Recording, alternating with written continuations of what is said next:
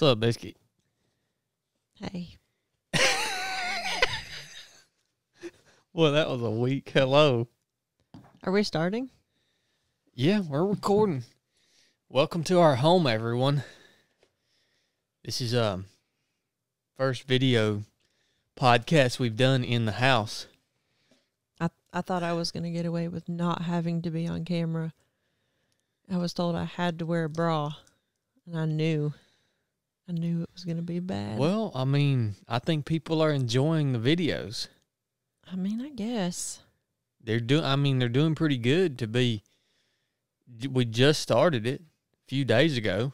That's They're doing true. pretty good, so I mean, might as well. Yeah. Plus, you wanted people to be able to see your dogs. Yeah, my dogs. I think they can only see Leonard right now. Mm-hmm. Pookie will be over here bothering me halfway through. Yeah, every time we've tried to record a podcast here, they get antsy. And They'll get antsy. They'll see. You don't even have to describe it. They want to come over here and bother us. Well, like I said, welcome, guys. Whether you're just listening or watching on YouTube, this is a interesting idea Brooke and I have. Well, really, Brooke has had for quite a while, and we just haven't taken the time to sit down and do it. And I call it the origins episode. And it's really just a chance for us to sit down and talk about our story, where we came from, how we ended up here, because it's really interesting. I know a lot of you guys that watch the podcast and follow us on social media and stuff, you know, you guys see us for who we are now, but there's no way that you can see all the stuff that we went through. And just like you guys, all you guys have a story. We're not the only ones with a story, right? We all had to come up through a bunch of craziness for the most part. Can you turn my earphone down just a little bit? Yeah. You're about to bust my ears out. Sorry, y'all. That's good. Thank you. Yeah, well, I'll have to come through some stuff in order to get to where we are today. We were talking about that today on the trail. Yeah, taking risks, and is that what you're referring to? Yeah, basically we were talking about how,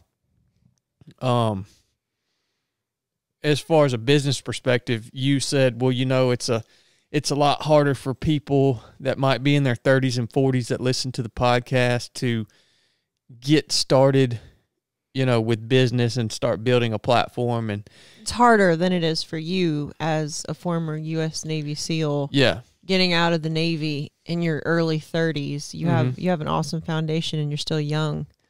And that's the conversation we were talking about. It's like, and that's what we want this to be. It's like the backstory, because essentially that I've spent my entire adult life doing things leading me up to the point that I am now. So although we've only been in business, or we founded 307 Project about 1.5 years ago, it's been a 14-year journey. You know what I mean? And 14 years of, or 12 years on the front end of there wasn't no business. I mean, it was putting in the work to get us to the point we are now. So, you know. So, yeah, this is our... Does that describe it well, you think? No, but that's okay. I mean... Well, how would you describe it? It's just our story. We're just going to tell people... I mean, I want to start, like, the first moment I laid eyes on you, and I want to end with us sitting on this couch. Oh, and Lord. I just want to touch on... I mean, obviously, we're not going to go account every freaking detail of our lives, but I want to go through the major milestones and... the moves and the places we've been, and just kind of, you know, we can flow with each other and things that pop out. And I want to be completely transparent. Like, I don't want to hold anything back. I don't want to, you know, not share the embarrassing or shameful detail, or, you know, I want it to just be true. And that's me warning you that I'm going to say whatever I want. That's well, I'm in control. I don't have to release this. And I'm good anyways, because I've never done anything embarrassing or shameful anyways.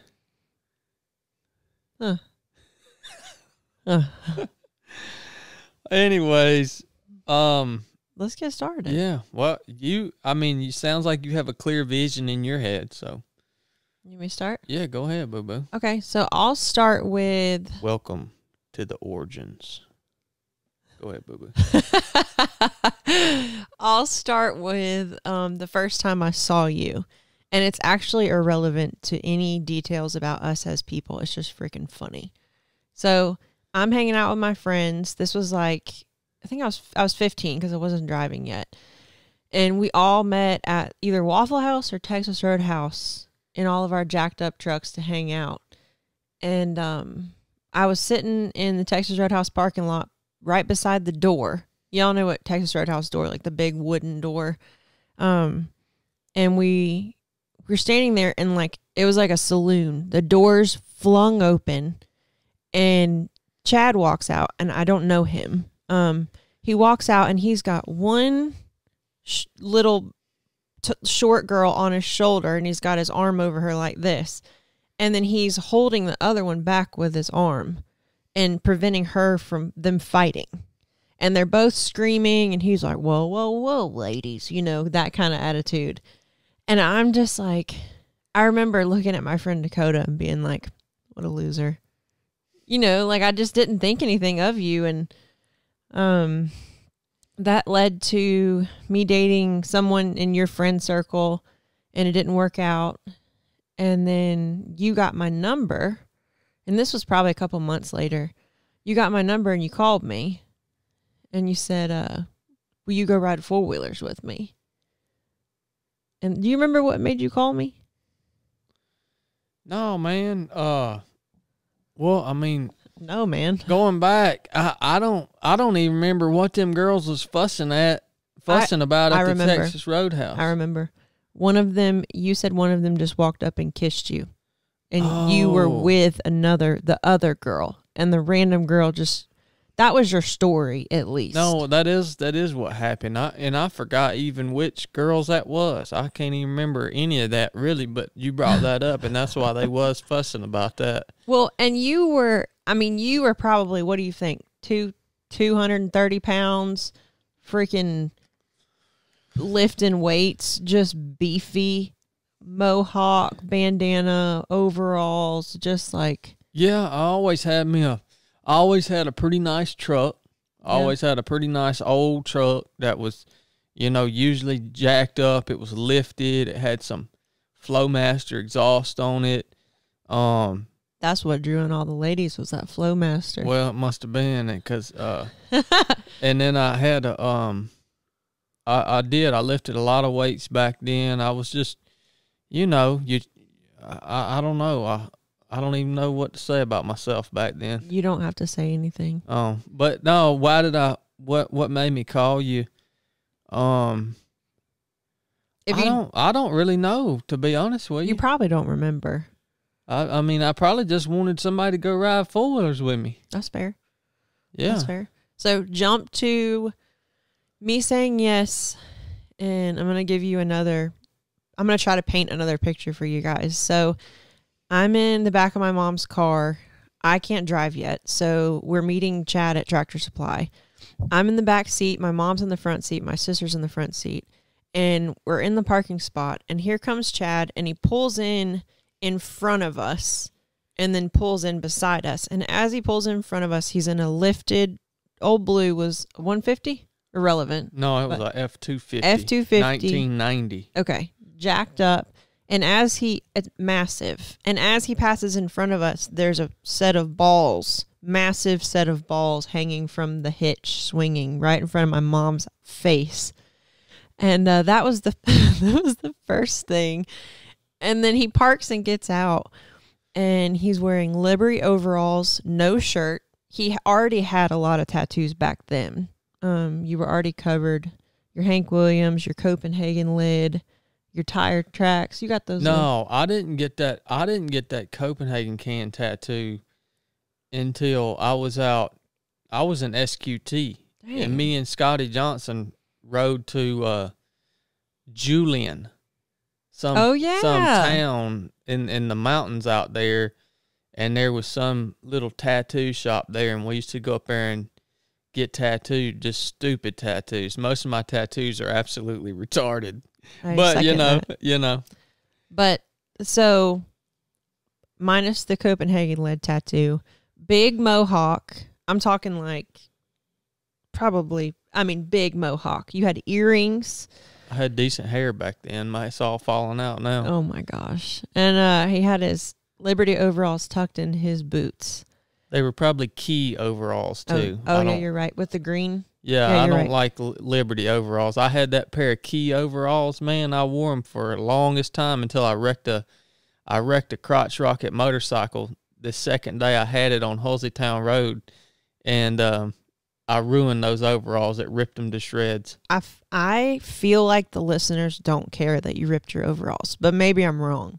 Yeah, I mean, maybe there's someone out here really excited right now to get to hear about your Liberty overalls getting ripped. It's a big deal in a man's life when he ruins his favorite pair of overalls. Oh, my gosh. Because it takes about a year to break a pair of overalls in. And then when you wreck I'll tell you the story about that motorcycle wreck later. Oh, thank gosh. He's sparing you guys. Anyways, I wouldn't let nobody go nowhere with me. Well, I don't know you were wild though, man. I was wild. You were a wild woman. I remember my mom making eye contact with me, and I remember thinking, I better hurry up and get in that truck or she's going to stop me. And I did. She let me go. And, of course, my parents were strict, so I had a curfew. But I think we left there and went to an undisclosed gas station off of 278 that would sell you beer. Got a 6-pack of beer. Went back to your house. Rode the power line. Yeah, we rode all over that power line. Those were good times, man. That was a good spot to go ride. It was. And the rest was history. That was our first date. I think I tried to get with you that night, and you bucked me. Well, do you remember that? I never have been much of a womanizer. Do you remember that though? Oh yeah, I remember that. I remember our date very, very well. You know, and I never was one to date. I would date a bunch of women, but I never was one to go and sleep around with a bunch of women, really. Because for some reason, even back then, you know, the intimacy part was it's always been something that's more special to me. You know what I mean? So I never was one to do that. I loved going on dates with women and taking you out and all that, having fun. But, you know, I always wanted a relationship or a companionship with a person. Yeah. You know what I mean? That's just the way I've always ticked that way. Even with my friends, you know, I don't have a lot of friends even now. And it's because I'm just a more deep relationship type of person. Yeah. Yeah. If that makes any sense. No, it does. I mean, it makes sense to me, but I know you very well. But yeah, I tried to get with Chad that night. Like you said, I was wild, and he bucked me. I think you made me work for 2 months, at least 2 months. I don't remember. I just remember thinking, good gosh, this man. Yeah, I mean, making me work for it. Well, we got to be careful. These kids listen to this. Oh yeah, well they don't know what I'm talking about. I'll move on. And then I guess we were dating for a little while, and then I don't remember where we were or what specifically you said, but I remember not knowing what Navy SEALs was. Like, not really knowing. Like, you know, I didn't know either. Yeah. You said, I'm going to go be a Navy SEAL. And I'm like, okay, sounds good. Yeah. I mean, tell that. How did you get there? I mean, you just sitting on Google before we had iPhones? The best I can remember, and yeah, we didn't have iPhones back then. Well, I think we had those Nextels back then. Your whole family had that. Yeah, it had the walkie-talkie. I mean, you couldn't text message or nothing, but Man, that walkie-talkie, that was like the text message. Nextel. It made a noise. Yeah, when y'all did it. I had a G-Shock back then. You had a G-Shock all the way up to about 10 years ago, I think. I remember when you ordered about 15 of them in the mail, refurbished ones. Because I didn't want to get a smartphone. Yeah, and none of them work. No, that's the crazy thing too. I didn't know what a Navy SEAL was either. And y'all got to understand where we grew up, it was pretty country. I mean, down here in Georgia, I had never seen a service member in uniform. Like, I didn't know anything about the military. Nothing. And I remember joking, like somebody would mention something about joining the military, and I would laugh about it because I never even viewed it as an option. Nobody ever brought it up. Yeah. The best I can remember, I was working at that B&B concrete place, which, by the way, I heard that place went out of business, and now it's like everything's still there, but it's all run down and empty. It'd be cool to go back there one day and just do a little filming thing. That would be cool. And talk through this scenario with the camera and show people where it was at, and I just think it'd be cool before they tear it all down. So we may do that one day. Yeah. But yeah, I remember I had this job.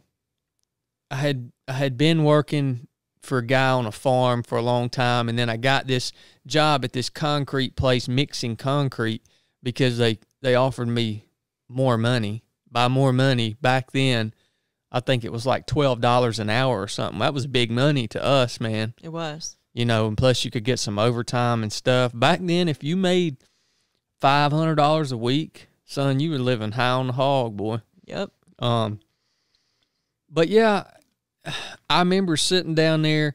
This job was so freaking boring.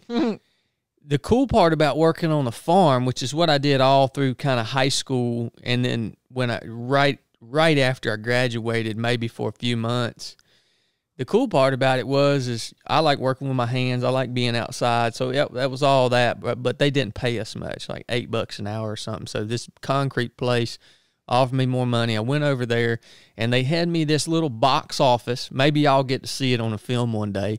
And I'd sit in this little office, and it was in this big high bay where they mixed concrete. I would mix it on a computer in this office, and there was a glass thing there, and I could look out into the big high bay. You know what I mean? And watch the Mexican guys would take the concrete and make forms and stuff with it. But I remember, man, I'd be sitting down there, and I'd fall asleep, and you'd have to, when that concrete was done mixing, you'd have to hit a button at just the right time to control the flow from the mixer out into the forms. And I would fall asleep, and I wouldn't hit that button, and I'd have a batch of concrete mixing, and it would dump thousands of pounds of concrete out into the floor of that freaking high bay. You only did that one time, right? Oh, no, I did this multiple times. Oh, my gosh. And then Mexicans would get so mad at me. Well, yeah. Because then they had to shovel it all up, shovel it into buckets, and pour it in the form. But, man, you want to talk about a dang miserable job. I was slap freaking miserable. My boss's name was Ted. Old Ted. Ted, if you're listening to this, I hope I see you again one day, brother. But old Ted, man, he was... Hold on. Is this going to circle back around to why you joined the Navy SEALs? Yeah. Or are you just off on like the longest rabbit trail of your life? No, this will circle back around. Okay. Old Ted, man, he was a pretty dweeb. Maybe. I mean, he was a great guy. He walked pigeon-toed, and he's deformed, so he's a dweeb. No. What a dick. I mean, I'm sorry. What a jerk. I'm going to have to mark this podcast as explicit here. But he was a great guy. Anyways, and then my other bosses, they were 300 or 400 pounds overweight, and it's like, this is the kind of people I was surrounded with. Dweebs. Fat Fat handicapped dweebs. No, they were great guys. They just didn't want anything else out of life. Okay. They just didn't. They didn't want to be healthy. They didn't want anything else out of life. And the guys that I respected most there were the Mexican guys that worked their freaking tails like off. They were rough, son. Yeah. Like they came from areas in Mexico. I forget what the place was, but it was a rough area, you know. And they're basically fleeing from all the violence and the cartels and stuff to come up here and try to make a living. And them jokers will work. And most of them were really hard dudes. And most of them were intelligent dudes. Heck really, yeah. man. I mean, they were sharp. Their culture is awesome. Mm-hmm. Their culture is so great. Their country just sucks. Yeah. You know? Yep. But anyways, I respected those guys, and there's a whole nother story about that. But anyway. If we continue at this rate, as much as you're talking about your B&B job, we're never going to get through this. Well, it doesn't have to be one episode. It's going to be like 13. If What's the origin series? All right.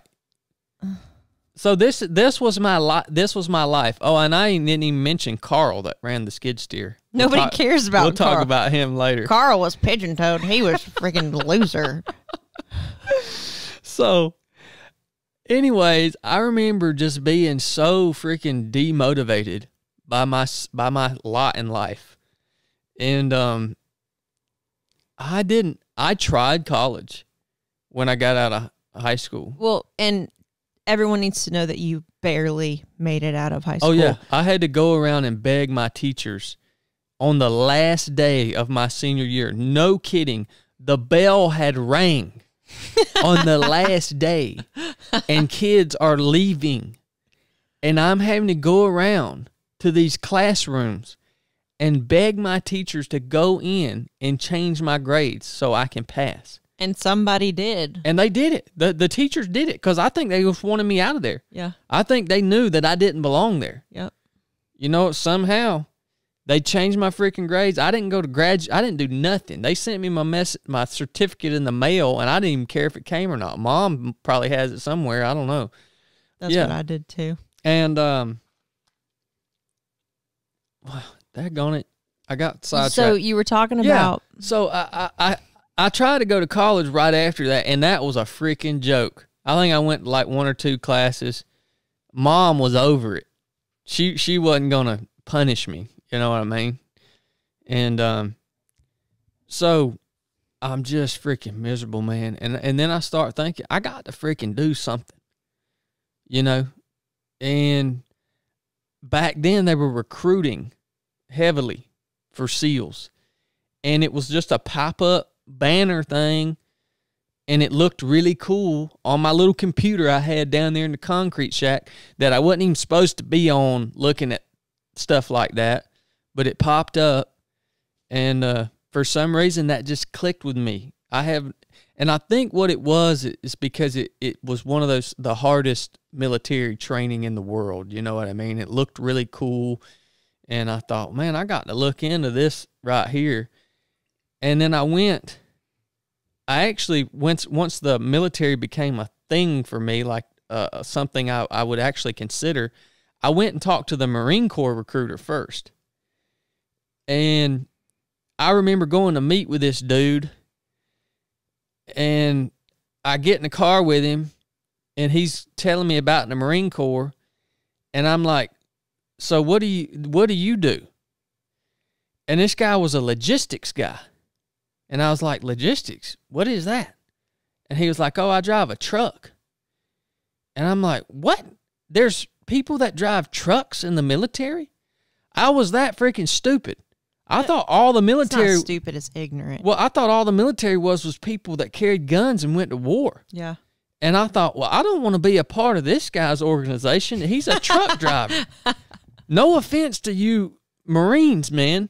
That was just my mindset back then. I had no freaking clue.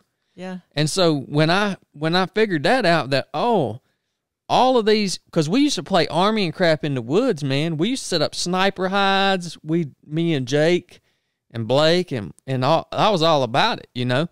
So when I figured out that not everybody gets to go and shoot guns and do crazy stuff, but these Navy SEAL people, sounds like they get to do it the most. And it's super hard. That's the reason I chose to do that. So you saw the banner at work at B&B, and you went to the Marines, decided that wasn't the good thing. Then you went to the Navy recruiter and walked in and said, I want to be a Navy SEAL. Yeah. Then I went to the Navy and told them that. And back then, all you had to do was pass a PST, physical standards test. It was a swim, 500-meter swim, a max push-up, max pull-up, max sit-up, 1.5 mile run. So I don't remember when you went to the recruiter, but I do remember you coming to me and saying, you gotta teach me how to swim. Because I used to swim on the swim team. And I so vividly remember going to Don's and that little big arched bridge he had in the corner of that lake. And I remember jumping in there and us teaching you freestyle and breaststroke. Oh, breaststroke, yeah. I couldn't swim a lick. Yeah. I could keep my head above the water. You could doggy paddle. Yeah. You could just tread water. You couldn't move forward or backward. No. Yeah. I mean, I couldn't swim a lick. And when Brooke taught me, y'all have heard this before. I've had people tell me I'm a liar. No, I'm not lying. No. I could not He's not lying. When she finally taught me this stroke that was supposedly the breaststroke, there's no telling what it looked like when I was trying to do it. When she taught me that, I couldn't swim from here to the other end of that couch without being out of breath. Well, and like I said, you just couldn't move forward or backward very easily. Like, you stayed head out of the water and you were just doggy paddle. That's all you could do. Yeah, that's it. All right, hold on. Let me hit the head real quick. Okay. All right, we're back. You going to clap? No, I left it running. We're good. This man pees more than... Well, I drink a lot of water. So do I. Anyways...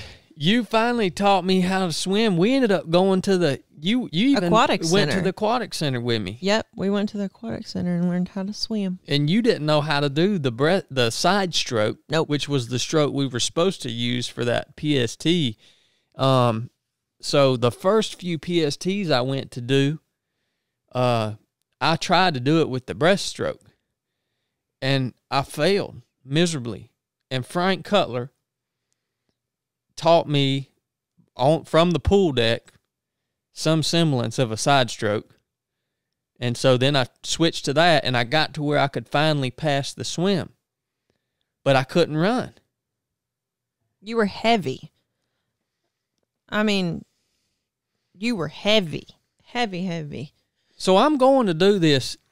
Brooke goes with me a lot of weeks. Mm-hmm. We're driving in that big old F-250 truck, freaking an hour to town. The Marietta Square. Yeah, the Marietta Square, to do this physical standards test. That now is ridiculous, thinking that I couldn't pass that. But yeah, like she said, I remember going and doing these things and, dude, failing it. I failed that thing every week for like, I don't know how long, 2 or 3 months. And I remember being so exhausted after that like I just wanted to lay down and go to sleep. I eat a pizza and lay down and go to sleep. And I also remember while the whole time I'm trying to pass this thing just to get a SEAL contract, I'm still working at B&B. Yeah. The concrete place. And the whole time, I remember my legs, I had the worst shin splints. No, I'm talking about the worst shin splints. I remember trying to get up out of my bed some days after I would do that 1.5 mile run. And I would literally touch my foot to the ground. Lightly, because I knew it was going to hurt.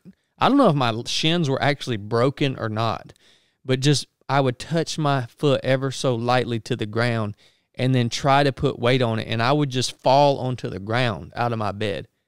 It hurt that bad. And I remember hobbling down to my little office there at B&B. I could barely freaking walk. My legs hurt so bad. From a mile and a half. From a mile and a half. Well, you had never run in your dang life. I mean, when running after a dog, that's the only time you would probably ever run, period. So yeah, you're starting out. You don't know how to swim other than just tread water. You've never run for anything. I mean, well, people, y'all think this sounds crazy, and people say, well, what in the world, Chad? Why didn't you just freaking give up? People, too, need to understand that you were not like an athletic kid. Like, you liked to coon hunt, ride four-wheelers. I think you played baseball. But, like, you weren't doing cross-country and JROTC and running the mile. I never even played a sport. I played baseball when I was in middle school. Yeah. I was the catcher. Yeah. So I didn't run. That's what I'm saying. People don't realize that you had zero athletic background. I mean, if we were addressing a kid right now, 10th or 11th grade, that was just, Chad wasn't fat. He was just a bigger dude, really muscular, and just heavy. I mean, I just can't imagine like a kid just like you standing in front of us, looking us in the eye saying, I want to be a SEAL. Like, I think to me, I would be like, pfft. Oh, everybody laughed at me. Yeah. Everybody laughed at me. All my buddies, those guys at that B&B Concrete where I was working, they liked to laugh me out of that place when I told them what I wanted to go do. I'm not kidding you, man. Look, man, I played the freaking tuba. I was in the band in middle school. When all y'all cats was out playing football and out doing all this sports and stuff, I played the dang tuba, son. I was one of the best tuba players in my band. I think I was the best. You know what they say about tuba players? They make good Navy SEALs. So, yeah, man. And I'm going to tell you, man, but Brooke always believed in me. She never questioned me. She never laughed at me. She never questioned me. Because I didn't know what you were doing. Well, yeah, maybe if you knew the seriousness of it, maybe you would have. I don't know. Look, I remember I was in high school, and it was shortly before you were leaving. I did a project on the Navy SEALs because you were going in, and I told everybody my boyfriend was going to be a Navy SEAL. And I remember when I was doing that project and putting together my PowerPoint, that's when I kind of realized what was going to happen. And I do remember a few times, like, I supported you.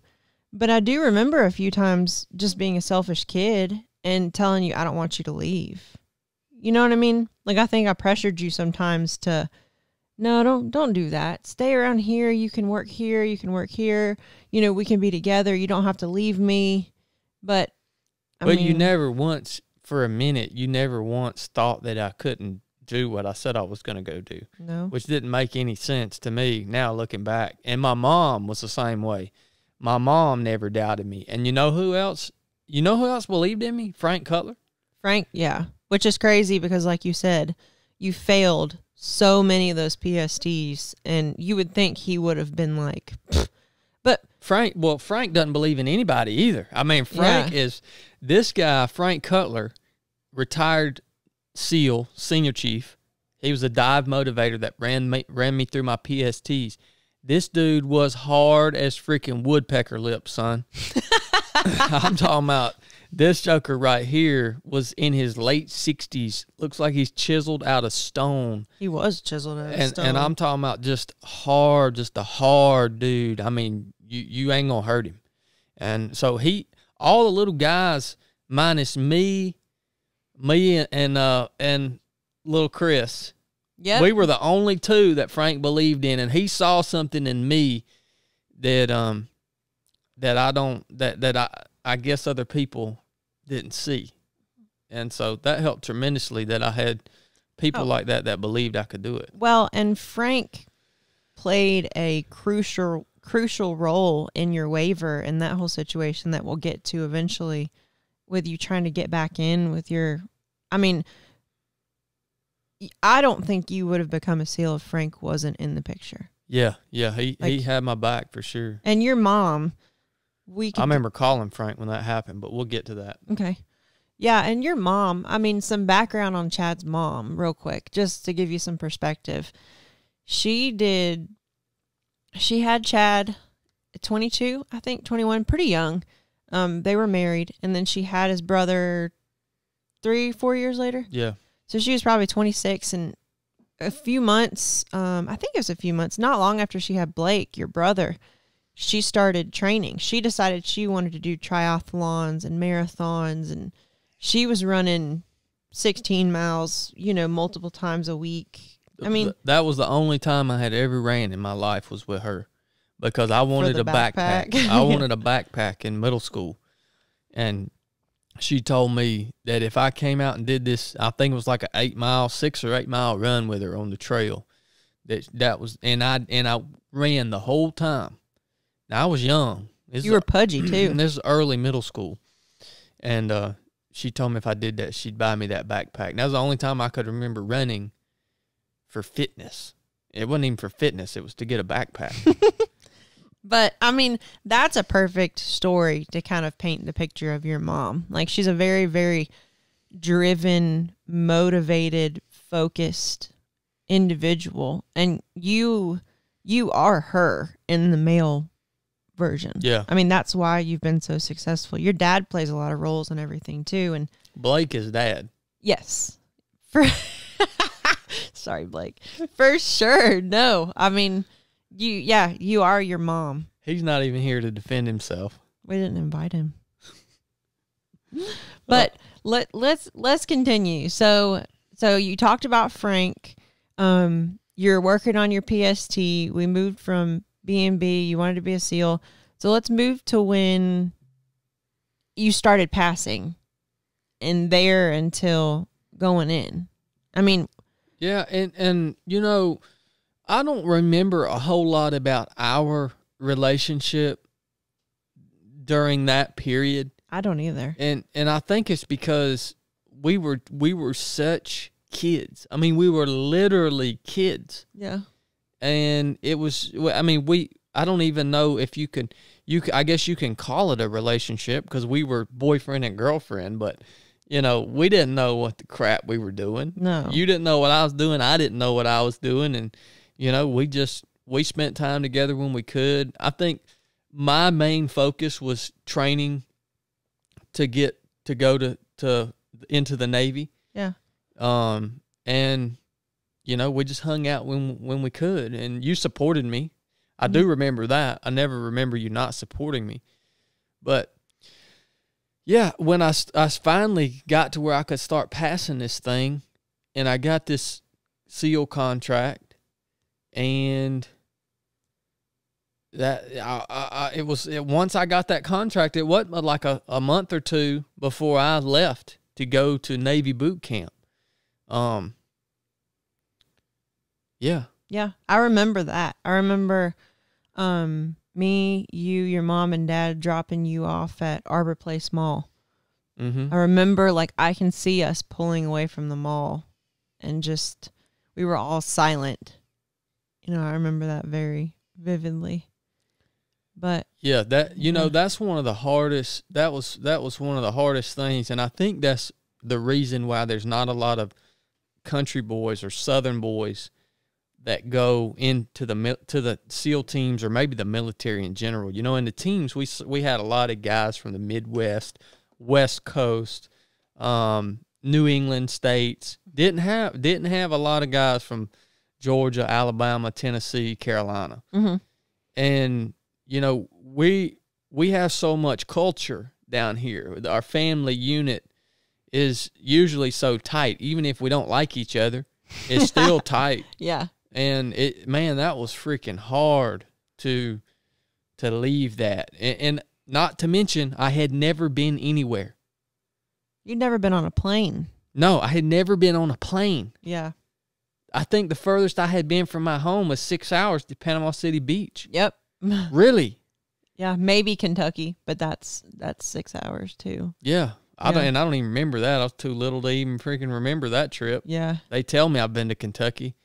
But yeah, that was hard, not just to leave Brooke, but just to leave everybody in the family unit and the culture and all that. But you know, this is part of the reason why we are where we are today. It was that choice to do that, right? Didn't nobody else in my hometown, didn't nobody else in my graduating class, didn't none of them leave home.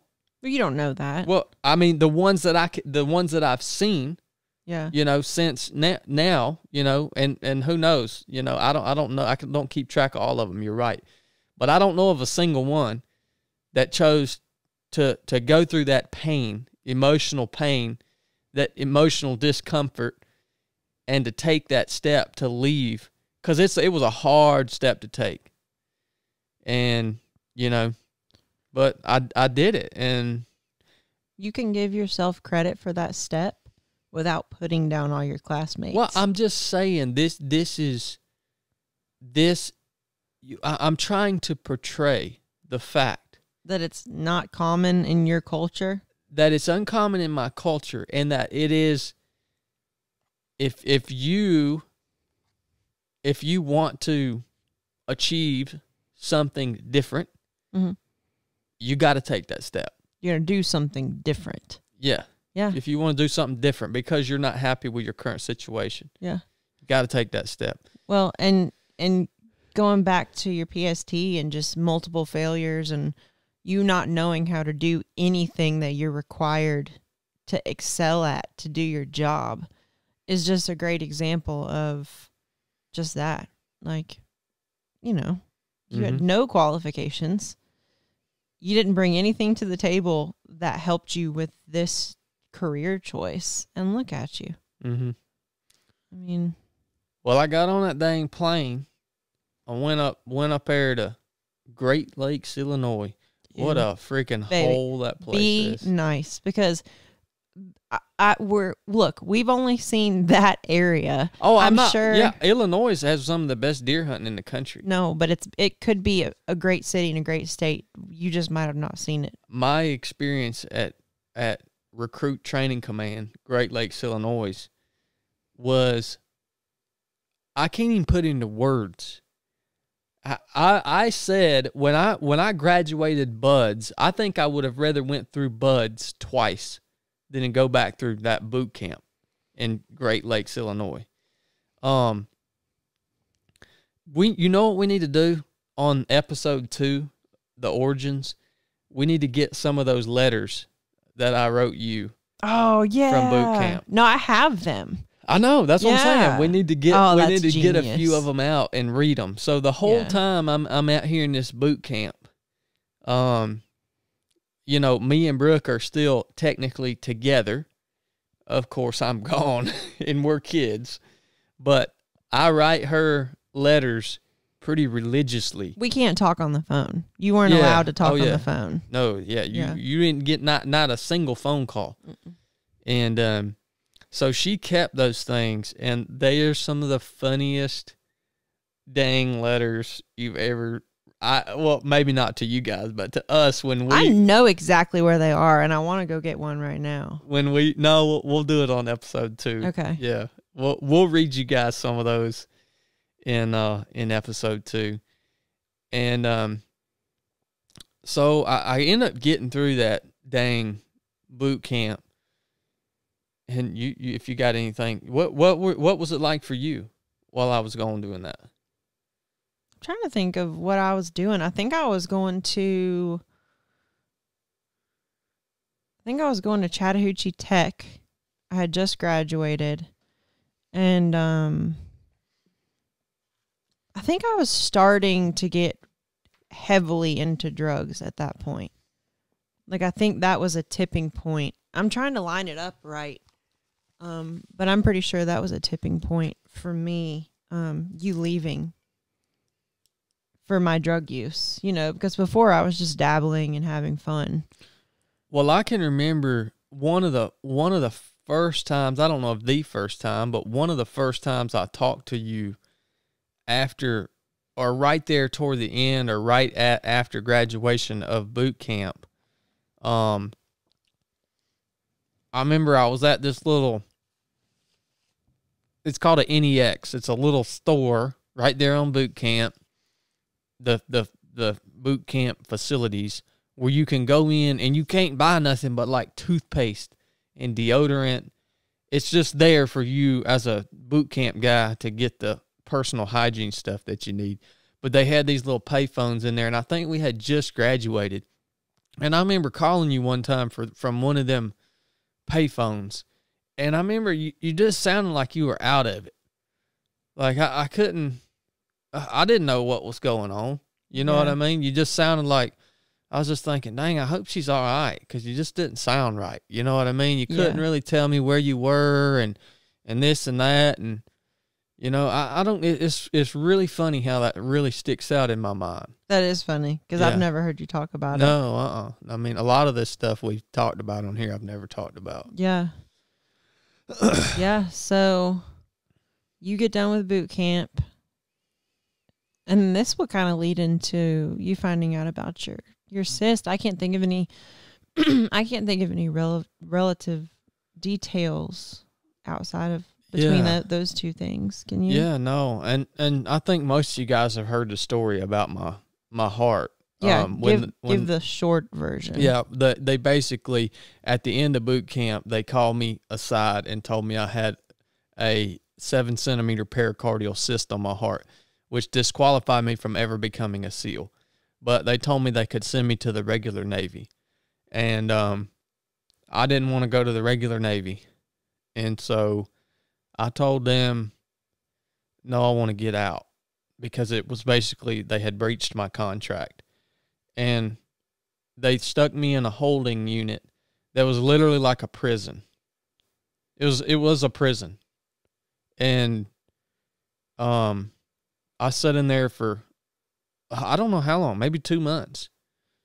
And finally, my mom, she was hitting everybody up on her end, like congressmen, and getting a hold of whoever she could to get me out of there. I literally think the Navy is such an inefficient machine. I think I could probably still be in that holding unit today. Really. I probably could have spent 10 years in that holding unit I would have just forgot about you. As seaman recruit, right, mopping floors and cleaning windows. That's your mom, though. Your mom is over there writing a letter to the president. Like, and all the Navy people that were there, the drill instructors, they were called, I don't know what they were called, but they were the drill instructors. None of them cared. No. They didn't freaking care that I was in there. Like, I remember walking in their office and being like, can you help me get out of here? Like, they just look at, they did not care at all. It's like, looking back on it, it doesn't even seem real. You know, and you were in there, I was in there, I remember there was only one other guy in there that I could get along with, and he had got disqualified from being a SEAL too. His name was Clint. He was cool, you know, but he ended up getting out before I did. We didn't do anything wrong. We just got freaking disqualified. And they stick us in this thing, man. It was one of the most depressing times in my entire life. How long were you there? I don't even remember. It sounds like it was about 2 months. Okay. I didn't have no clothes. I literally had to wear my utilities. Oh. It's this crappy uniform, blue pants and a light blue shirt with your little name tag on it. Everything you had. I lived in a metal bunk bed, and it lifted up on some hydraulic. It lifted up, and there was a little bit of space under there about the size of a coffee table. And everything you owned had to be in there. And they wouldn't let you buy real clothes and stuff. You had to, even when if you went out in town, like you might get a few hours on a Saturday that you could go and get breakfast in town or something. I remember that's what you had to do. wear your stupid dress blues. Oh. Yeah, it was insane, man. I can't, I've never been that depressed and freaking downtrodden my entire life. I just had everything taken from me. All my dreams, all that crap we just talked about, learning how to swim, going through all this struggle and pain, passing this PST, finally getting there, going through this misery of boot camp. All that is taken away from me for it's worth nothing anymore. It's just literally worthless. And then they stick you in a prison. Mm-hmm. It's not a prison. It was like a prison. It's not. I wasn't in a brig. It was just like a prison. You were there. Oh, I'm sorry. You were there against your will. Mm-hmm. I mean, you didn't want to be there. I'm like, why didn't you guys just send me home, man? Yeah. Like, it ain't that big of a deal. But yeah, that was rough, son. So we go from there.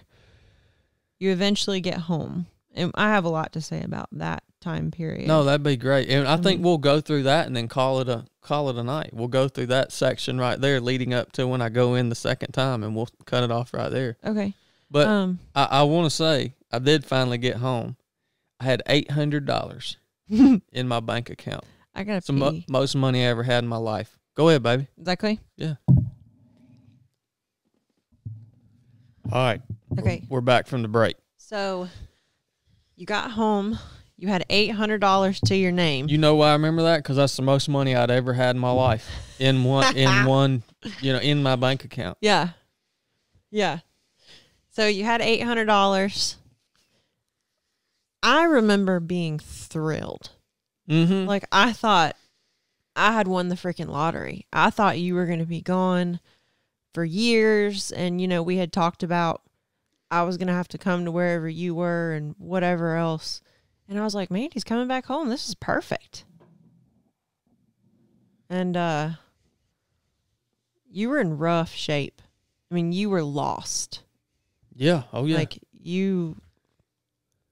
yeah. I mean, describe that. How did you feel? Like, you got home. Oh, man, I was crushed. Like I told you. Everybody's excited to see you. Well, yeah, the family's excited to see me. I mean, there's multiple things going on here. I had all my dreams stripped from me. I got stuck in the dang jail cell thing. Finally get back home. And then, dude, what do you think everybody at home thought about me? They thought all those people that had been laughing at me, well, they got their satisfaction, right? Because here's Chad, the guy that said he was going to serve his country and going to do this great thing. He's back at the house now. They don't give two craps to hear about the reason why. Yeah. All they know is I'm right back where I started. Yeah. And it ain't been that long. Couple months. Maybe 4 months. And so, I still gotta go out. I gotta go out in town. I gotta figure out how I'm gonna make money. I got to figure a bunch of crap out. And I'm still just a very young man. And the whole time I feel like not only did everything get taken from me, but now what does everybody think of me? And what did they think of me? They thought I was a freaking loser, man. Yeah. And I remember, I had these aspirations. Like back then it was so rewarding to be able to wear that uniform of the United States Navy. Those dress blues. I complained about having to wear them out in town in Great Lakes. That's because everybody in the town of Great Lakes, everybody that was in town had dress blues on. They were in the Navy. They were all in the Navy. Yeah. They were all like fresh graduated recruits. Yeah. I mean, I dreamed of graduating from just boot camp and being able just to wear my little uniform out to eat. Yeah. In my hometown.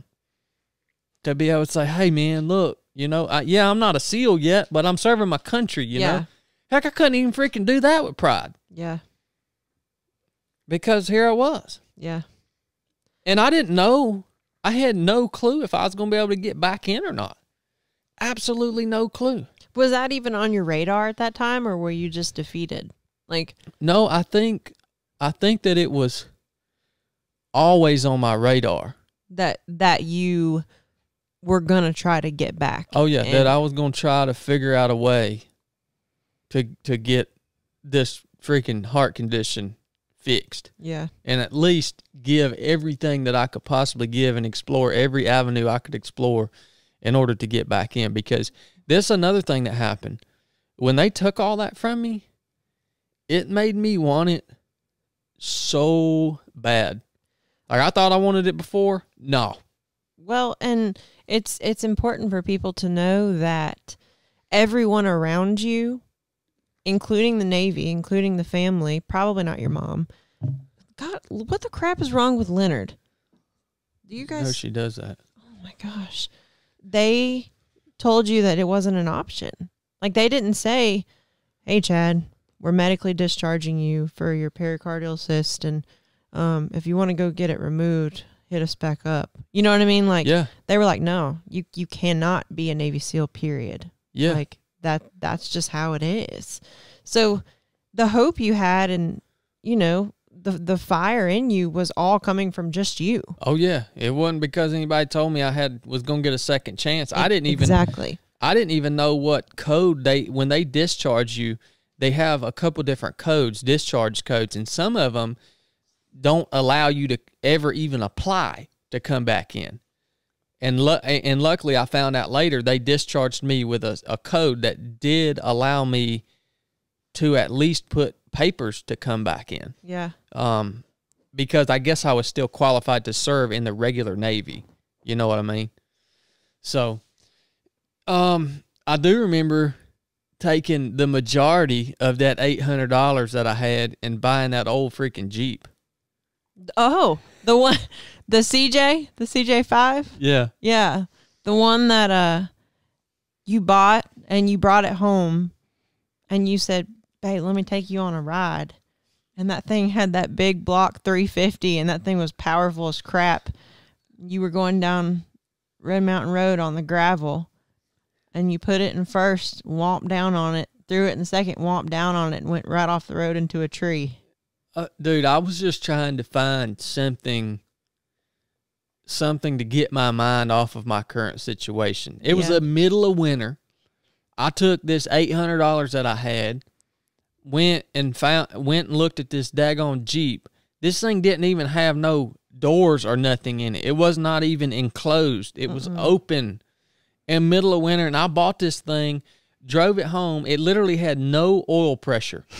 It had, unless you were like mashing the gas all the way down, it had zero oil pressure. Oh my God. And yeah, we went out riding in that thing. And you wrecked it. And I freaking wrecked it into a bank. But that's a good example of kind of how you acted when you came home. You were just grasping for happiness and for something that would make you happy.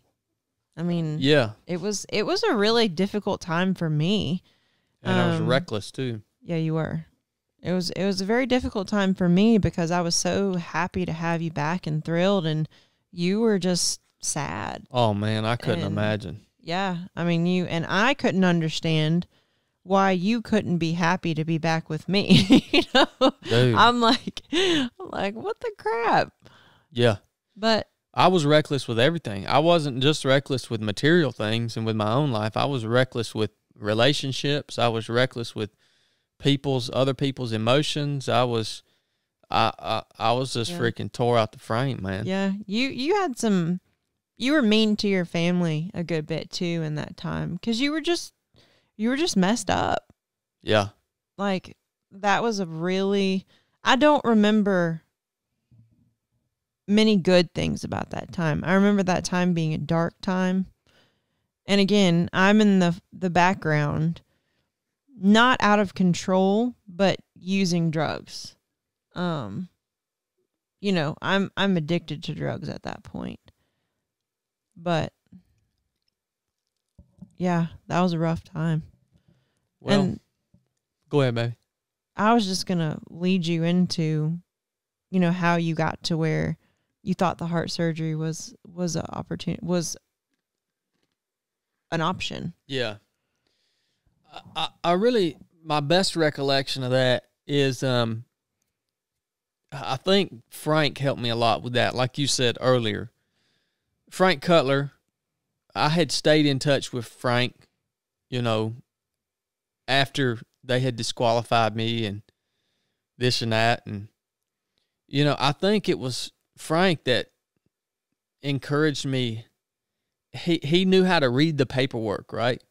Because he had been part of that bureaucracy of the Navy for 30 years. And so he was like, well, Chad, that's when he told me, you got this code, this RE3 or whatever it was, this discharge code that basically means you can, if you ever want to submit your paperwork back to the Navy and see if they'll take you back, they'll at least review it. And so I thought, well, dang, heck yeah, that's good, you know? So maybe I should start trying to find somebody to do this surgery. And then your mom did all the looking for you. Yeah, Mom helped me a lot trying to find a doctor. You know, they pulled some kind of strings or something to where they got me set up with that, some kind of Cobra health insurance or something that would at least help pay for a part of the surgery. This is all your mom. She went around, I think, at her school and took up basically a donation or a collection to raise money to help me pay for this surgery, because this was an elective surgery. So the insurance, I don't even know what the insurance covered. I don't even know if it probably wasn't much, because it was an elective thing. It was a pre-existing condition, and it wasn't something it was benign. Yeah, it wasn't something that needed to be done. So, you know, she took up this money, and she did a lot. She did a lot, and, you know, I mean, to make a long story short, I do remember going to a few different heart surgeons, and they just really wouldn't even give me the time of day until we finally met with Dr. Cooper, and Dr. Cooper was all about it, man. And I follow him on Instagram now. Really? Yeah, I want to have him on the podcast one day. Yeah, we gotta set that up. He was, I think, the leading heart surgeon in Atlanta, and he went on to actually run the whole program at that big hospital there in Marietta, Wellstar, whatever it is. So yeah, this dude was the real deal, and he was in the Army. He was a surgeon for the Army as a reservist, I think. So he was a cool cat, man, and he said he would do it. So you've gone through all this stuff. You and your mom doing most of the legwork. You did making the decision to make the sacrifice. You've done all that. You find the doctor. Everything's set up. You're doing all this. You still don't have anybody telling you, yes, Chad, if you go and get surgery and get your chest cut open, you'll get back in the Navy. Like, that's not a thing. Like, you had there was no scale of like a percentage chance of getting back in. There was nothing other than just hope. Yeah. That was going to work. You could possibly be going to get dangerous heart surgery for nothing. That's a good way to put it. It was hope. That was all I was running off of was hope, and just gambling on the fact that, you know, they were gonna at least review my case post surgery and maybe give me another shot, you know. And even Frank Cutler, even though, you know, he's the one that gave me that hope, he don't sugarcoat anything. I mean, even he told me chances aren't good. Yeah. You know, you can give it a shot, but the chances aren't good. Yeah. And something also to note, even though this was a dark time for you, you had made up your mind pretty quickly, maybe a month or two after you got back, that you were going back in. And you were training your freaking tail off. Like, you were running, you were mostly just running because you weren't good at it, and you knew you had to get good at it, which a lot of times you tell people you don't think you would have made it if you went in the first go round. Yeah. And I don't know. I mean, you're pretty tough, but That's a good point, though. I mean, the running. You're right. When I did, you know, about a month after I got back home, and I realized it was going to be a reality for me to at least get a chance, maybe, to go back in. That's all I did was train. I told you I had $800. I wasted it on that Jeep. I ended up getting rid of that Jeep. I ended up selling it. And Dad let me drive his extra truck. It was a little red Toyota Tacoma. Mm-hmm. And I literally, all I did was train. I didn't work for Dawn some. I would work. I'd pick up a little job here and there to make me $100 here and there, you know, work a day. But all I did was train, and I didn't have. I had nothing. I didn't have nothing. I had a truck that I was borrowing, and that didn't even stay for long because he ended up taking that from me and giving me that old Ford Ranger. Oh, Lord, have mercy. This old Ford Ranger, man. This was like an 80s model Ford Ranger. It literally leaked every single fluid in the truck like a sift. It sounded like a horse and buggy when you were riding in it. Like it sounded like there were chains and clop, clop, clop, and stuff was just knocking, and no heat. No. And it was so square that the air in the summer when we rode in it didn't flow through it. Like you could have the windows down and the air would just be still. I had 2 box speakers in the center of the seat. It had a bench seat in it. You remember them 2 box speakers? Yep. You would spit in the floor of that car. I had this I put more oil. That truck used more oil and leaked more oil than it used gasoline. So I had nothing. All I did was train. And I ate. Luckily, my mom and dad let me live at their house and eat their food. And that was it. And you ate a lot of food back then. I remember taking you somewhere in that old Ranger, man. And I didn't think nothing of it. But I don't know if you remember this. We were riding down the highway somewhere, and somebody pulled up kind of alongside of us that you knew, and you didn't want them to see you riding in that Ranger. Really? Yeah. And I don't know if it's because you were embarrassed, because this thing was rough as a cop. It was terrible. I mean, I don't know if it's, you know, young back then, things, you know, things like that, influence and all that. And I remember you feeling like you didn't want them to see you in there. And I thought, man, this is kind of rough. I really don't have anything. And Brooke's a beautiful young girl, you know, and could date anybody that she wanted. But she has decided to stay with me, you know, and that was my life, man. And, you know, I mean, it's perfect. It was exactly what needed to happen for you to be successful. The whole thing. Yeah. And for you to have this testimony we've built a business upon, you know, the foundation. But so I go back to work even before I even know that I can get this surgery done. Mm-hmm. I go back to training. I'm not working. I'm training. And you're right. I'm running, man. I remember going to my pre-op appointment with Dr. Cooper and him checking my heart rate and him being like, man, you must run a lot. Like you must be, you're in pretty good shape. Your resting heart rate is really, really low. That's great. You know, that's great for him as a heart surgeon. Obviously it tells him my heart's nice and strong.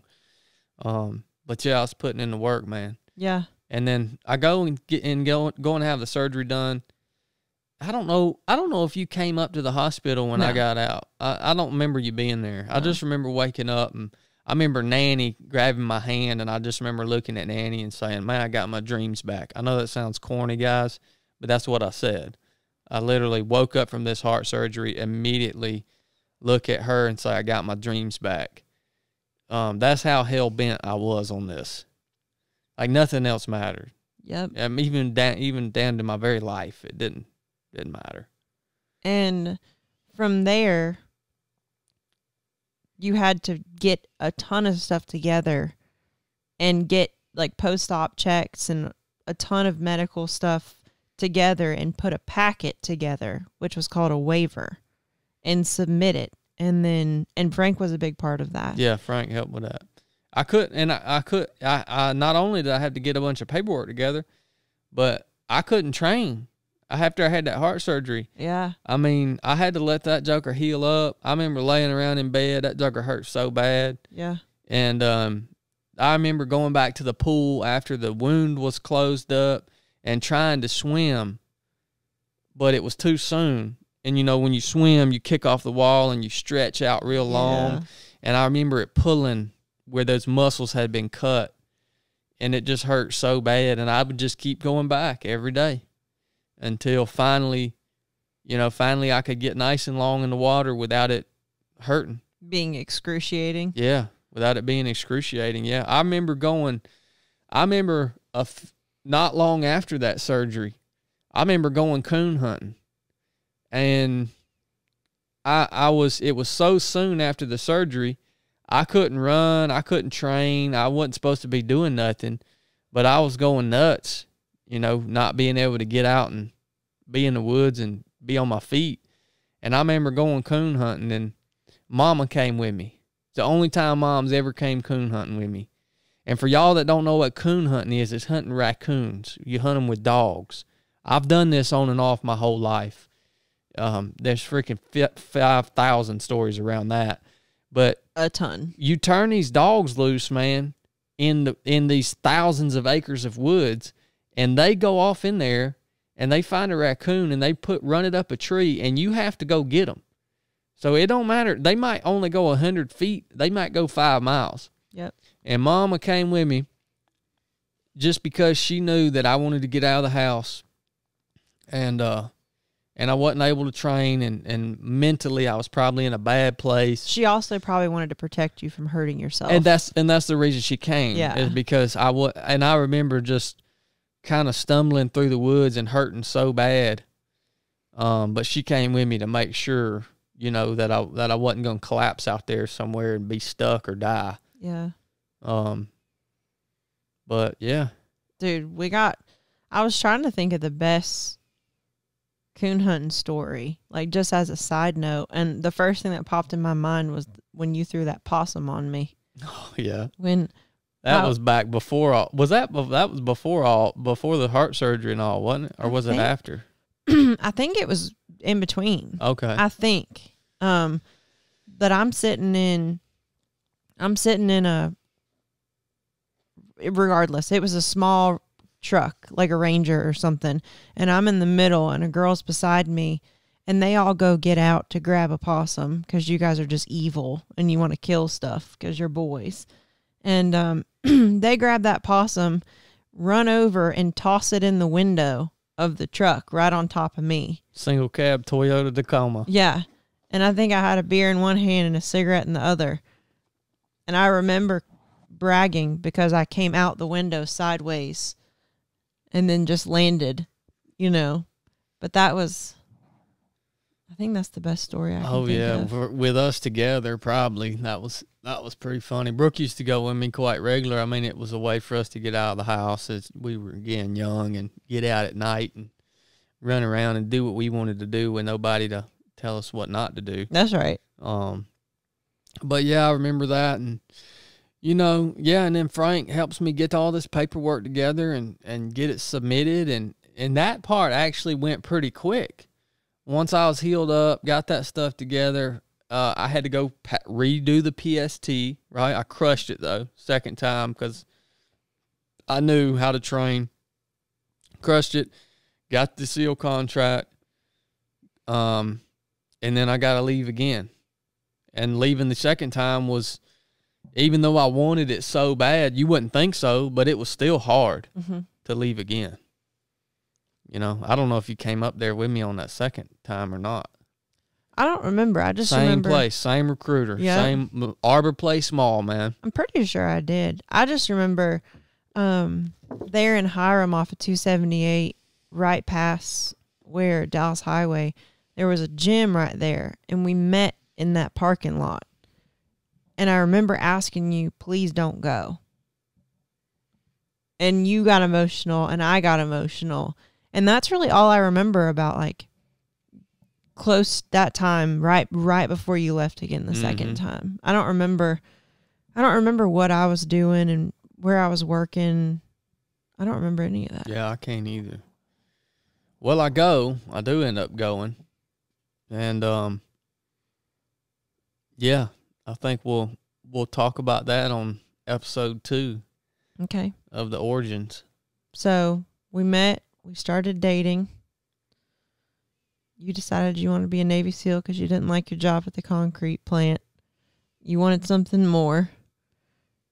You head out, go to basic, get medically discharged for your heart, come back, get hell bent on going back and chasing your dreams, and you take elective, non-necessary heart surgery, send your waiver, get back in.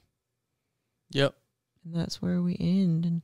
And the next episode, I'm going to start with like 1 or 2 of your letters. Yeah, that'll be absolutely hilarious. That was a really good idea. All right, guys. Well, thanks for tuning in. I hope you enjoyed this. I haven't told these stories in this manner ever before, so it's really cool for me. Biscuit, thank you for facilitating the conversation and being willing to do this, because I wouldn't do it without you. This will be hard to do just by yourself. Yeah, especially because you'll get off on a rabbit trail about your coworker named Fred who was pigeon-toed. And it's Ted. He sure was good at driving that skid steer, Fred was. Carl drove the skid steer. Enough said. Yeah. All right, guys. Yeah. We'll do this over the course of a few episodes, because this is actually hard for me to talk about some of this stuff. Emotionally hard or just hard to remember? No, emotionally hard. Yeah, it really is. So we'll split it up. Let us know if you guys enjoy these episodes. It's obviously quite different than most of the stuff that we put out, most of the stuff you're used to hearing from us. So yeah, let us know how you like it. Got anything else? No. Good. All right. Love you guys. Enough said. Enough said.